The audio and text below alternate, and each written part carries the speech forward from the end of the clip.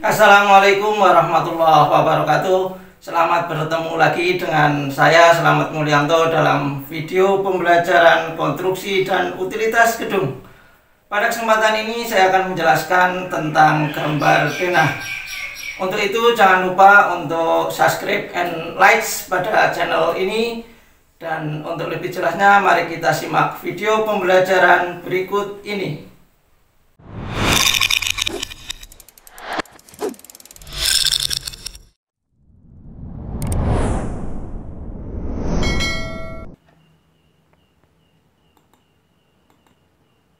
Gambar denah.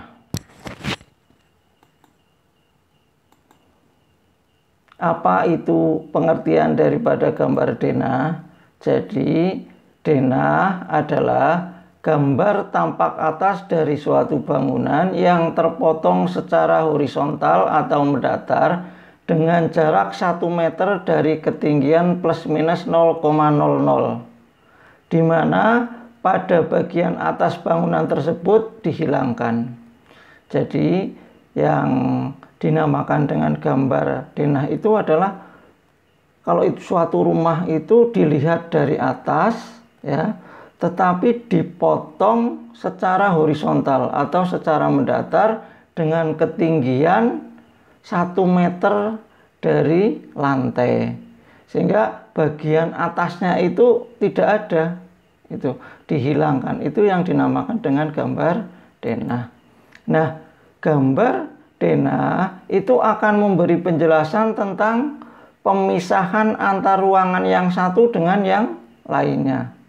Jadi karena dipotong, kemudian atapnya dihilangkan, dilihat dari atas, sehingga antara pemisahan ruang satu dan ruang lain itu akan kelihatan. Ini ruang tamu, ini ruang keluarga, ini ruang tidur gitu ya.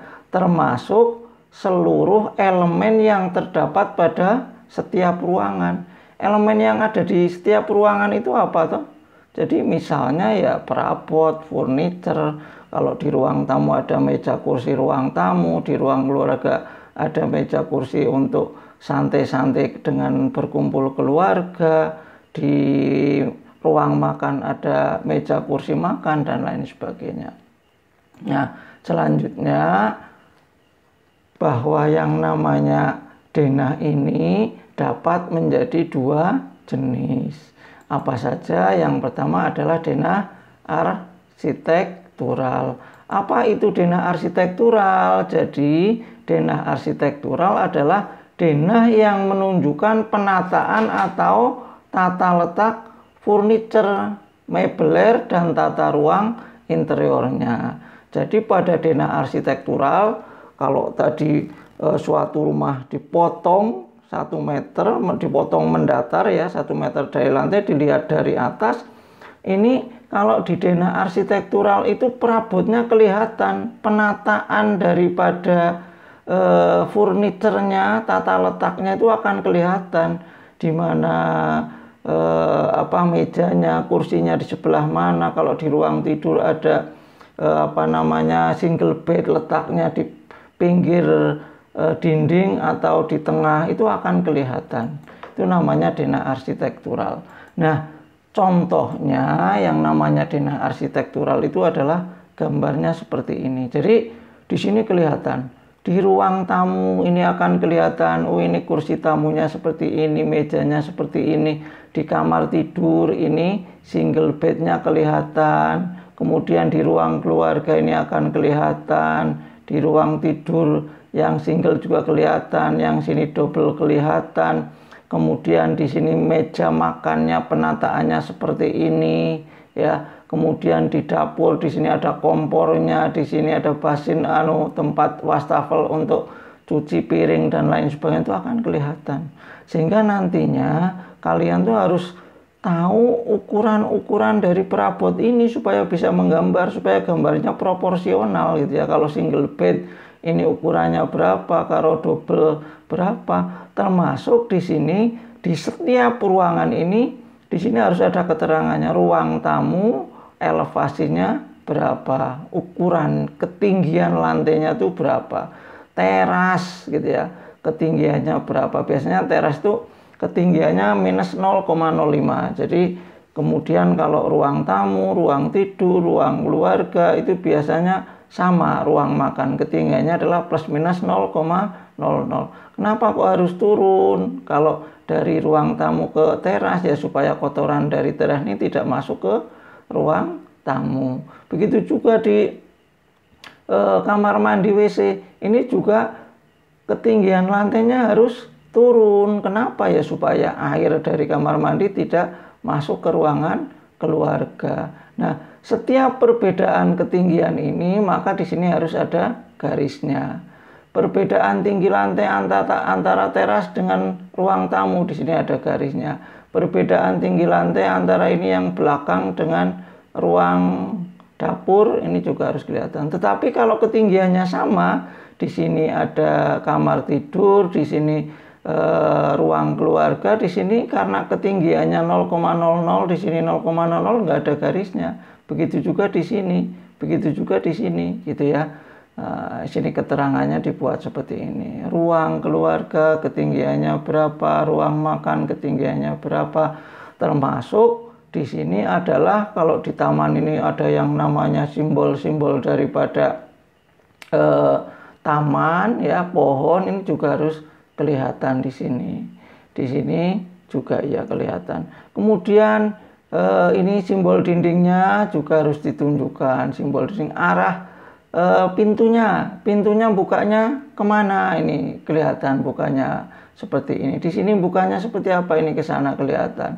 Di sini jadi arah bukaan pintunya juga kelihatan di sini. Kemudian jendelanya juga kelihatan di ruang tamu, jendelanya di sini, di ruang kamar tidur depan jendelanya di sini gitu ya. Kemudian ini di kamar tidur sini kelihatan, di sini kelihatan. Di meja makan ini ada orientasi ke view, di sana juga akan kelihatan. Di dapur ini ada juga kelihatan. Termasuk di sini adalah ukuran daripada tanahnya. Ukuran tanahnya 15 kali 8 di sini ya kelihatan.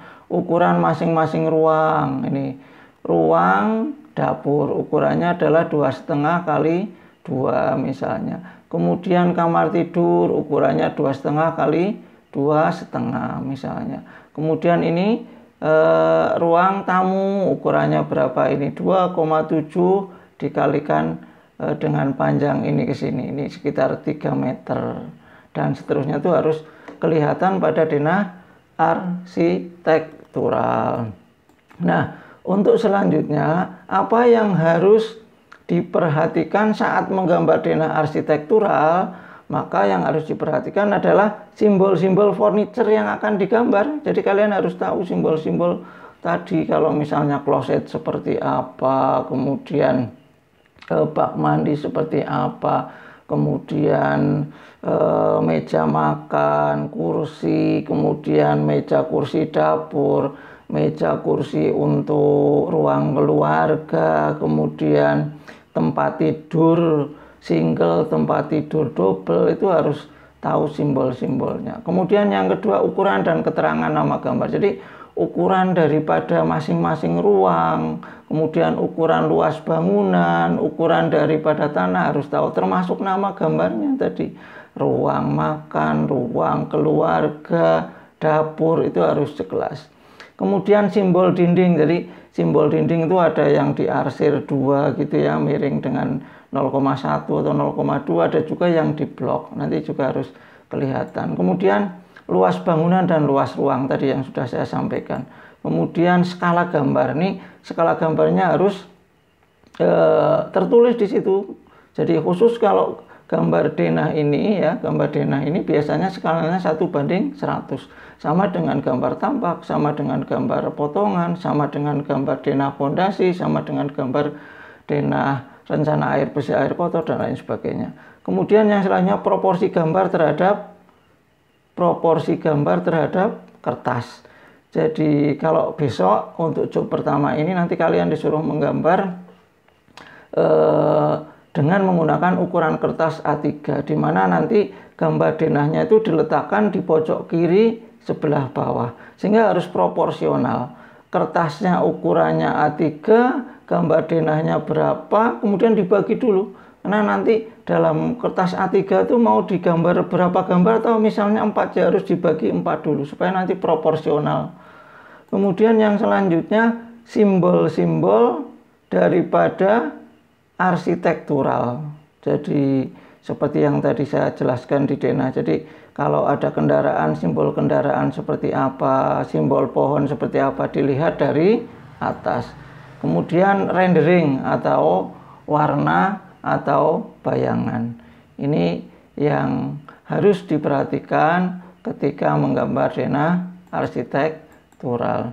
Yang selanjutnya adalah denah struktural. Apa toh pengertian daripada denah struktural?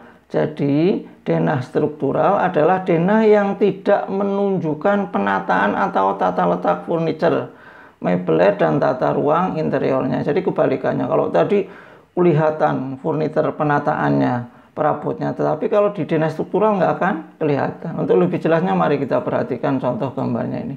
Jadi contoh gambarnya seperti ini, di ruang-ruangnya itu tidak kelihatan furniturnya ya. Jadi kalau di sini adalah teras, ya cukup nama teras, elevasi ketinggian lantainya itu berapa. Di sini ruang tamu, ya tulis ruang tamu ketinggiannya berapa. Kemudian tetap ada arah bukaan pintunya kemana, jendelanya juga akan kelihatan gitu ya.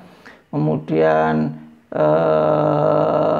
ini khusus untuk kamar mandi WC, ini klosetnya itu kelihatan sama baknya. Ingat penempatan kloset, baik kloset duduk maupun kloset jongkok di kamar mandi itu, baknya itu harus di sebelah kanan daripada kloset, jangan di sebelah kiri gitu ya. Karena orang normal itu mesti ngambil air dengan tangan kanan ya. Kemudian di dapur juga akan kelihatan meja dapurnya. Seperti tadi ini sudah jelas, ketika ada perbedaan tinggi lantai, maka di sini ada garisnya. Karena di ruang tamu 0,00, tetapi di teras itu minus 0,05.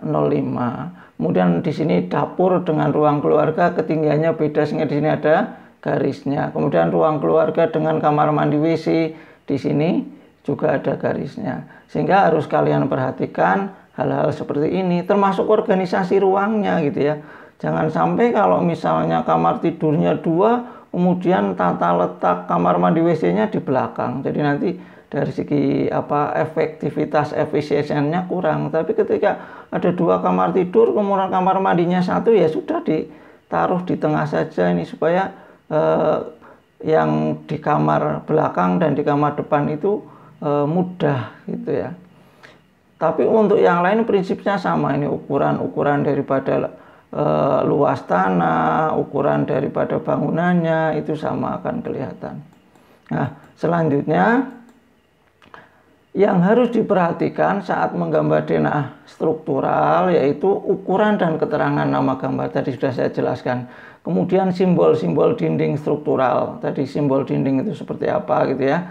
Jadi diarsir dua-dua gitu biar nanti kelihatan bahwa itu adalah simbol daripada dinding. Termasuk simbol dinding di sini itu adalah misalnya di kamar mandi dan WC itu biasanya karena di situ dindingnya itu menggunakan pasangan trasram, artinya pasangan trasram itu pasangan kedap air setinggi 1,5 meter supaya tidak lumutan, supaya tidak lembab, sehingga harus dibuat yang namanya pasangan trasram. Simbol pasangan dinding trasram dengan dinding biasa itu akan berbeda. Kalau dinding biasa berarti arsirannya miring biasa begitu ya, satu arah bisa 60 derajat atau 40 derajat. Tetapi kalau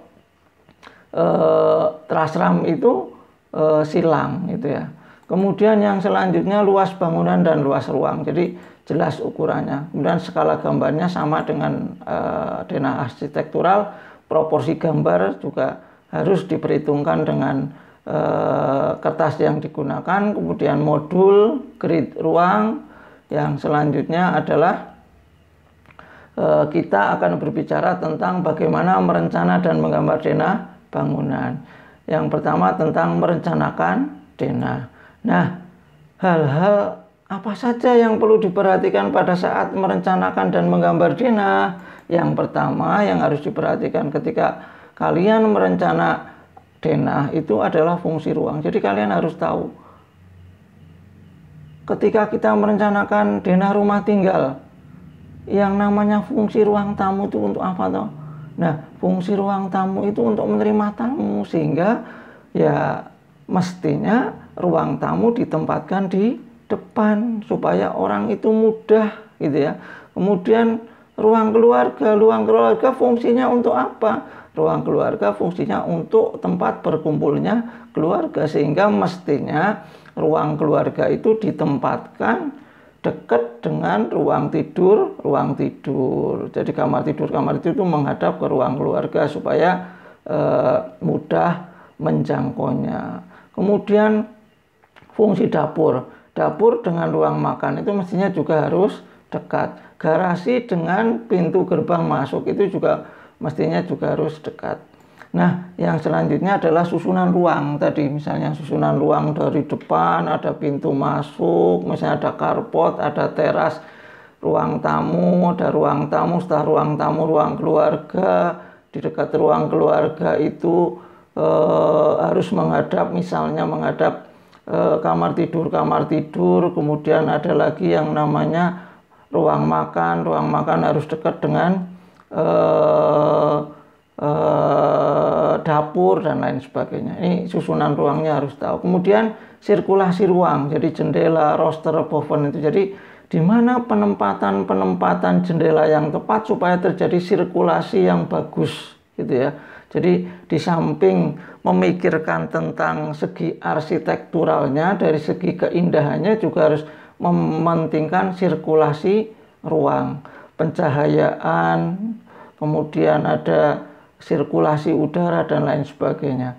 Kemudian letak pintu dan bukaan, di mana menempatkan pintunya, di mana menempatkan arah bukaan pintunya itu kemana, ini juga harus diperhitungkan sejak awal. Kemudian yang selanjutnya isi ruang. Jadi ruang tamu isinya apa toh? Nah, ini harus diperhitungkan gitu ya. Oh, ini isinya meja ruang tamu, kursi ukurannya berapa. Oh, kalau di dapur apa saja yang harus ada di dapur? Oh, ada meja dapur, ada wastafel dapur dan lain sebagainya. Kemudian fungsi utilitas. Jadi ada ada kloset, bak mandi, ada sink tadi yang namanya wastafel di dapur, ini sink gitu ya. Jadi harus memperhatikan fungsi utilitas. Jadi kloset itu penempatannya di kamar mandi seperti apa gitu ya, dengan bak mandi gitu ya. Ini harus dari awal harus diperhatikan. Termasuk di sini yang selanjutnya adalah tentang menggambar denah. Nah, elemen-elemen yang konsisten yang perlu diperhatikan pada gambar denah itu apa saja? Yang pertama adalah informasi umum yang berkaitan dengan proyek, yaitu legenda atau layout. Jadi misalnya rehabilitasi gedung sekolah, itu nama proyeknya, atau pembangunan ruang kelas baru, pembangunan dinas pendidikan dan lain sebagainya, itu nama proyeknya itu harus tercantum. Kemudian yang kedua, judul dan skala gambar, misalnya gambar tampak, kemudian denah, gambar potongan, skalanya di bawahnya harus jelas. Jadi gambar denah skala 1:100 gitu ya. Judul gambar denahnya biasanya pakai ukuran 0,5, kemudian skalanya tulisannya lebih kecil, biasanya pakai 0,3, baik sablonnya kalau pakai sablon maupun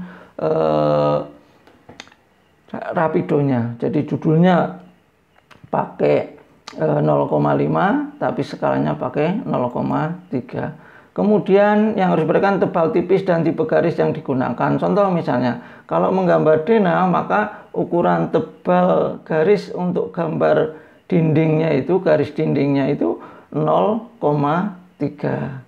Tetapi kalau arsiran dindingnya itu 0,1 atau 0,2, garis ukuran itu 0,1 atau 0,2. Kalau kalian gambar pakai pensil ya diruncingkan lebih tipis gitu ya.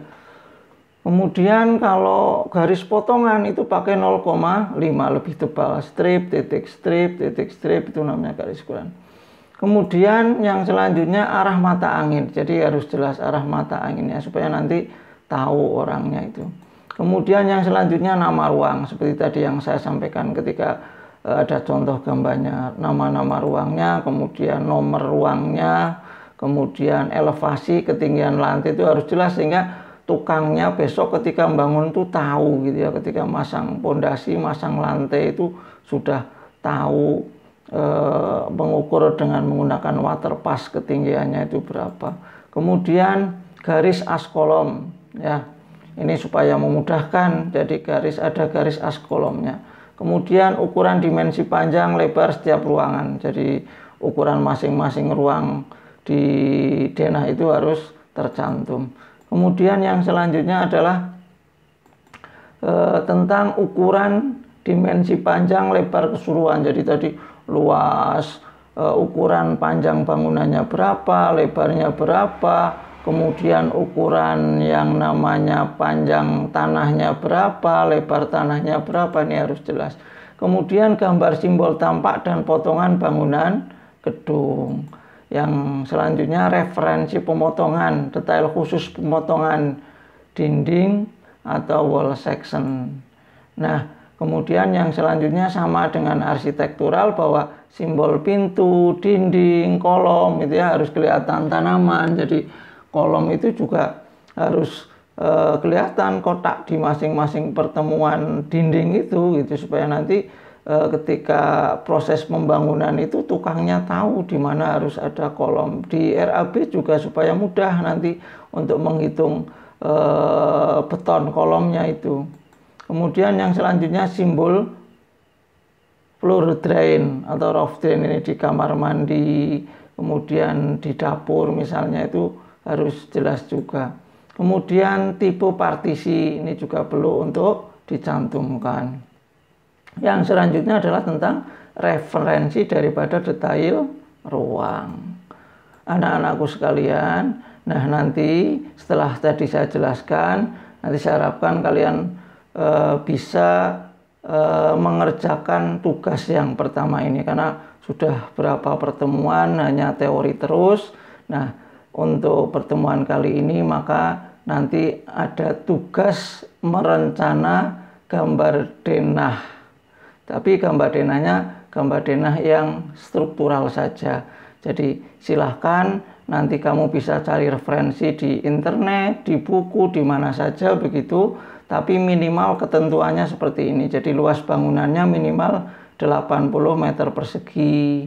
Lebih dari 80 ya silahkan gitu ya. Kenapa? Karena saya berharap, saya berkeinginan minimal kamar tidurnya itu ada 3. 1 kamar tidur untuk orang tua atau kamar tidur utama, sedang 2 itu untuk kamar tidur anak. Kedang luas tanahnya bebas silakan nanti. Kemudian ini tadi sudah saya jelaskan, jadi kamar tidur utamanya 1. Apa itu kamar tidur utama? Kamar tidur utama itu kamar tidur untuk orang tua. Biasanya kamar mandi WC-nya ada di dalam, sedangkan kamar tidur anak tidak ada kamar mandi WC-nya di dalam. Kemudian yang selanjutnya nanti harus ada teras depannya, ada ruang tamu, ruang keluarga, ruang makan, dapur, kamar mandi, WC. Jadi nanti silakan ini ditata, diorganisasi supaya efektif dan efisien sehingga orang itu beraktivitas itu mudah gitu ya. Seperti yang saya jelaskan tadi, jadi harus memperhatikan fungsi-fungsi ruang ini gitu. Kemudian yang selanjutnya ada garasinya dan ada carportnya. Jangan sampai rumah bagus-bagus, anggota keluarganya punya kendaraan kok nggak punya garasi, sehingga motornya dimasukkan di ruang tamu. Ketika ada tamu datang bingung gitu ya dan lain sebagainya. Ini harus diperhatikan. Kalau misalnya nggak ada garasinya ya carport misalnya. Kemudian yang selanjutnya nanti silahkan digambar dengan kertas gambar A3, itu boleh lembaran atau boleh juga kamu beli satu buku, kemudian digambar di pojok kiri bawah dengan menggunakan pensil 2B. Jadi pensil 2B, tapi nanti kamu harus bisa mengatur ketebalan garis gitu ya. Kalau arsiran berarti lebih tipis, tapi kalau gambar denah, gambar garis dinding itu 0,3 harus lebih tebal, sehingga harus ngatur. Kalau pengen mudah ya menggunakan pensil mekanik, sehingga nanti mengatur ketebal tipisnya mudah. Kemudian yang selanjutnya skala gambarnya 1:100. Kemudian nanti ditulis nama ruangnya, tinggi lantainya, dan ukuran ruang persis seperti yang tadi saya jelaskan pada contoh gambar denah arsitektural, denah struktural maksud saya. Kemudian jangan lupa untuk ditulis nama, kelas, dan nomor presensi ya, menggunakan maaf nggak usah pakai ballpoint ya, jadi pakai pensil saja supaya bisa dikumpulkan mudah. Jadi untuk kolom namanya sudah tahu ya, nanti silakan. Kalau bisa ya untuk kolom namanya nggak usah ngikut nomor 7 ini, tapi kamu buat seperti di gambar teknik dasar dulu itu. Jadi untuk tulisan nama identitas di pojok kanan bawah biasanya itu ngikuti yang gambar teknik dasar dulu. Kemudian yang selanjutnya kalau ada ketentuan-ketentuan lain yang belum tercantum di sini, nanti kamu bisa mengikuti seperti yang saya sampaikan di video pembelajaran ini atau bisa WA ke saya. Nah, nanti jika sudah selesai silahkan nanti difoto gambar denahnya, kemudian nanti dikirim Japri ke WA saya. Demikian tadi video pembelajaran kali ini, semoga dapat bermanfaat bagi kalian semuanya, dapat menambah pengetahuan, membantu kalian dalam merencana denah rumah tinggal. Jangan lupa untuk subscribe and like pada channel ini, dan selamat bertemu kembali dengan video pembelajaran berikutnya. Wassalamualaikum warahmatullahi wabarakatuh.